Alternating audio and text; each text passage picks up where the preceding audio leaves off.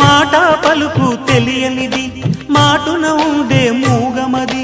కమ్మని తలపుల కావ్యమయే కవితలు రాసే మౌనమది